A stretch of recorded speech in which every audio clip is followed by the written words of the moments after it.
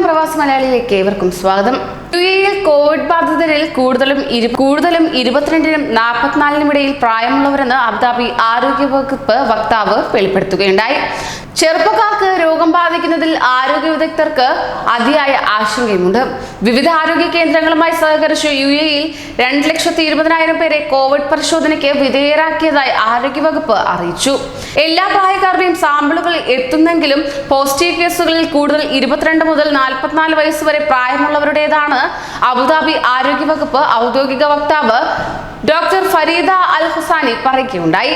ആരോഗ്യ പ്രതിരോധ ശേഷി കൂടുതലുള്ളതിനാൽ ഈ പ്രായത്തിലുള്ളവർ വേഗത്തിൽ സുഖം പ്രാപിക്കുന്നുമുണ്ട്. അതേസമയം ചെറുപ്പക്കാരിൽ വൈറസ് പടരുന്നത് ഏറെ ആശങ്കയാണ് ഉളവാക്കുന്നത്. 47 വയസ്സുള്ള അറബ് വനിതയാണ് കഴിഞ്ഞ ദിവസം യുഎഇയിൽ മരിച്ചത്. യുഎഇയിലെ കോവിഡ് പരിശോധനാ കേന്ദ്രങ്ങളിൽ ഒരു ദിവസം ലഭിക്കുന്ന 200 സാമ്പിളുകൾ എന്നത് 1000 വരെയാക്കി ഉയർത്താനുള്ള നടപടികൾ ഊർജിതമാക്കണമെന്നും അധികൃതർ അറിയിച്ചു. കോവിഡ് ടെസ്റ്റ് പോസിറ്റീവ് ആണെങ്കിൽ വീണ്ടും 48 മുതൽ 72 മണിക്കൂർ വരെയുള്ള ടെസ്റ്റുകൾ നടത്തിയാണ് അത് സ്ഥിരീകരിക്കുന്നത്. എന്നാൽ നെഗറ്റീവ് ഫലങ്ങൾ 24 മണിക്കൂറിനുള്ളിൽ തന്നെ പുറത്തുവിടും. ദുബായിലെ അണുനശീകരണ യജ്ഞം തുടരുകയാണ്.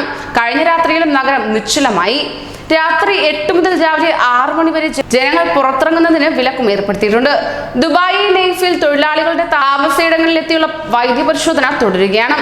ഒപ്പം ഏറെ നിർണായകമായ മറ്റൊരു കാര്യമെന്നത് വൈറസ് 3ാം ഘട്ടമായ സമൂഹ വ്യാപനത്തിലേക്ക് കടന്നതോടെ ഒമാനിൽ നിയന്ത്രണം കടുപ്പിച്ചിരിക്കുകയാണ്. കോവിഡ് കാലയളവിൽ സ്വകാര്യ മേഖലയിലെ തൊഴിലാളികളുടെ ശമ്പളം ഒമാൻ മജ്ലിസ് അൽ ഷൂറ ഉത്തരവിടുകയും ചെയ്തു. ക്വാറന്റൈൻ കാലയളവിൽ ജോലിക്ക് ഹാജരാകുവാൻ കഴിയാത്ത സ്വദേശികളിൽ നിന്നും പരാതി ലഭിച്ച സാഹചര്യത്തിലാണ് ഈ നിർദ്ദേശം എന്നതാണ് വ്യക്തം. കൂടുതൽ പ്രവാസി വാർത്തകൾക്കായി ഈ ചാനൽ സബ്സ്ക്രൈബ് ചെയ്യൂ.